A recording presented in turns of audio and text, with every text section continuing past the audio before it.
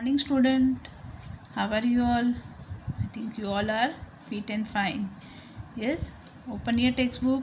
We continue our chapter number 8, right? तो chapter number 8 medieval architecture बना, ठीक है। पार्ट 1 मैंने आपको समझा दिया था। Now part second part. Yes, page number 63 यहाँ पे हम आए थे। ठीक, अब है पालीताना। ठीक है, ठीक है। Palitana temples of Jains are located on the Shatrunjaya hills 51 और 60 kilometre south west of Bhavnagar, Gujarat. ठीक है, पालीताना आपने सुना होगा। जैन लोग जो होते हैं ना, तो पालीताना मंदिर में एक बार जरूर जाते हैं। तो पालीताना के टेम्पल्स भी फेमस है। तो आपके घर में या आपके आसपास किसके भी किसी मुँह से आपने सुना होगा। तो वो कहाँ लोकेटेड है? सेतरुंजो हिल पे। कहाँ पे? 51 to 60 kilometre south west of Bhavnagar से 51 से लेकर 60 किलोमीटर की दूरी पे है, और वो गुजरात में जैनों का टेम्पल है ये, right. There are approximately 863 temple starting from the peak to the base of the Shatrunjaya hills.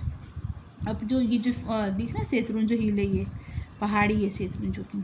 ठीक है, यहाँ पे करीबन 863 अप्रोक्सीमेटली 863 टेम्पल से, इतने सारे। सोचो आप 863 टेम्पल कितने हो जाएंगे। तो स्टार्टिंग फ्रॉम द पीक, ऊपर से लेके नीचे तक the base of the Shatrunjaya hill पे आपको देखने को मिलेंगे।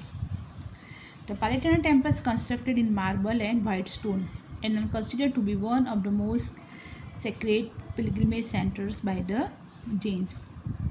पालीताना टेम्पल जो है वो कंस्ट्रक्टेड कैसे बना? मार्बल से बना हुआ है। मार्बल आता है, मार्बल सबके घर में, आपके घर पे भी होगा मार्बल के। ठीक है, मार्बल से बना है पूरा, और वाइट स्टोन से। और इट इज़ कंसिडर्ड उसको मोस्ट सेक्रेड पिलग्रिम, मतलब एक धार्मिक पवित्र और धार्मिक सेंटर माना गया है जैनों का।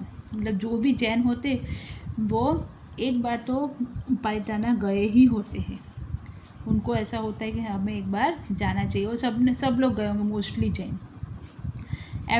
Every devout Jain aspires to climb to the top of the mountain at least once in his lifetime because of his sanctity to attain nirvana। तो मैंने बोला ना कि हर कोई जैन चाहता है कि वो अपनी जिंदगी लाइफ में वंस एक बार उनको वहाँ पे क्लाइंब चढ़ना चाहिए, ज़रूरी। वो ऐसा आप अपने आप को समझते, टू अटेन निर्वाण को अटेंड करने के लिए उनको एक बार चढ़ाई करनी चाहिए। The temple is associated with Bhagwan Rishabhdev, the first Tirthankar who is also known as Adinath. ये टेम्पल किससे एसोसिएटेड विद? भगवान ऋषभदेव, जो फर्स्ट तीर्थंकर से उनका नाम था, who is also known as Adinath. It has ornate architectural motifs and interior of temple intricately carved with ceilings that were geometrical lace designs। अब ये इसकी जो आर्किटेक्चर डिज़ाइन थी वो देखने को मिलती है। आप जाओगे तो आपको मतलब देखा ही करो ऐसा लगता है जो। और उसका अंदर का टेम्पल का जो इतना बारीकी से काम किया हुआ है, उसका कार्व किया है। तो और उसकी सीलिंग से उसमें ज्योमेट्रिकल डिज़ाइन है, लेस डिज़ाइंस बनी हुई है। The sculpture that adorn the marble temples present feast to the eyes।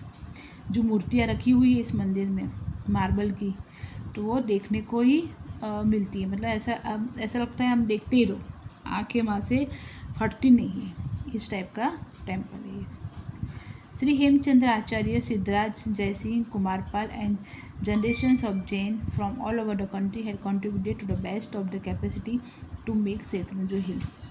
तो जो ये हेमचंद्र आचार्य है, सिद्धराज जयसिंह है, कुमारपाल है, और जैनों की जो जनरेशन है इसके बाद पूरे कंट्री में से काफ़ी कुछ उन्होंने कंट्रीब्यूट किया, मतलब पैसे दिए थे ये मंदिर बनाने के लिए, इसको अच्छा मतलब उसके अंदर फीचर्स बनाने के लिए। ठीक है, इन लोगों ने सबने मदद की थी। Now Sidi Saiyyed Jali. Sidi Saiyyed mosque is one of the most famous mosques of Ahmedabad located near लाल दरवाज़ा। अब ये सिद्दी सैयद जाली जो है मॉस्क मतलब मस्जिद है, ये कहाँ पे है? अहमदाबाद में। और कहाँ लोकेटेड? नियर लाल दरवाज़ा के पास में। It was build bye Siddi Syed Siddi Syed, a general in the army of the last Sultan Shams Uddin Muzaffar Shah third of the Gujarat सल्तनत। इसको किसने बनाया था? सिद्दी सैयद, या फिर उनका नाम सिद्दी सैयद बोला जाता था। वो जनरल थे आर्मी में, और वो लास्ट सुल्तान थे Shams Uddin Muzaffar Shah third of the Gujarat सल्तनत के। The mosque is entirely architected and is famous for beautifully carved stone lattice work windows on the side and rear arches.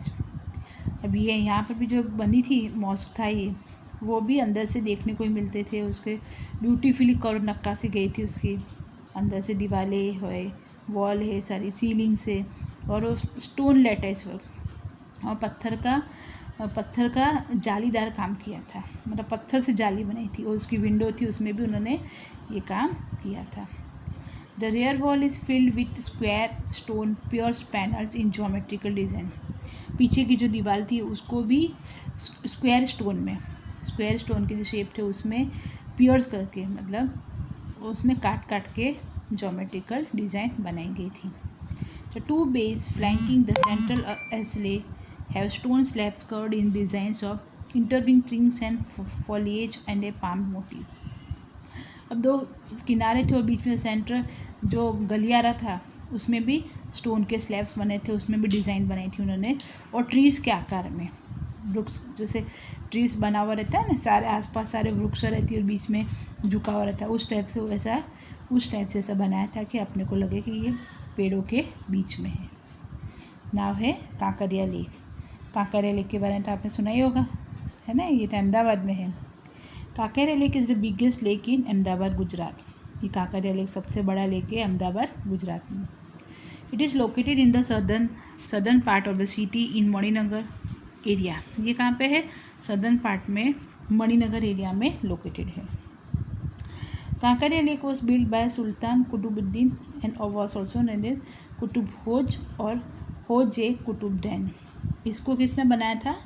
Kankariya lake को के सुल्तान कुतुबुद्दीन ने बनाया था। उसको कुतुब होज भी बोलते हैं और होज कुतुब भी बोलते हैं उस टाइम पे।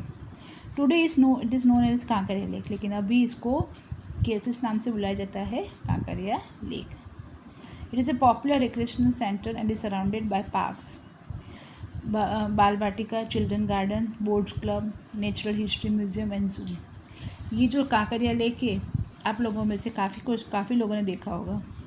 म्यूज़ियम है, यहाँ जू है, चिल्ड्रन गार्डन्स है, बोट है, रेस्टोरेंट्स है, पार्क है, वहाँ पे आसपास आप घूमने जैसे पिकनिक प्लेस है। तो कांकरिया लेक में आप लोग जो भी अहमदाबाद जाता है मोस्टली वहाँ कांकरिया लेक में ज़रूर जाता है, तो वो ये सबसे घिरा हुआ है। We are learn about the various architecture monuments of Gujarat. Now we shall study about the medieval architecture styles of the Chola dynasty, Delhi Sultanate and the Mughal Empire। हमने गुजरात के काफ़ी आर्किटेक्चर मॉन्यूमेंट्स के बारे में पढ़ा। अब मिडीवल आर्किटेक्चर स्टाइल्स के चोला dynasty के बारे में पढ़ेंगे, द दिल्ली सल्तनत और Mughal empire. Now architecture of Delhi sultanate. Advent of the Turks influence every aspect of the Indian culture. जो कि तुर्की थे उनका काफ़ी प्रभाव पड़ा है इंडियन कल्चर पर। In architecture Turkish rule pave the way for development of the Indo Islamic style. Architecture में तुर्कीज रूलर जो थे उन्होंने इंडो इस्लामिक स्टाइल में अपना जो आर्किटेक्ट का एक अलग ही मतलब काम करवाया था। Which blended Arabic, Persian and Indian style. वो उन्होंने तीन जो स्टाइल थी, एक तो अरेबिक, पर्शियन और इंडियन स्टाइल को मिला के उन्होंने अपना आर्किटेक्ट वर्क करवाया था।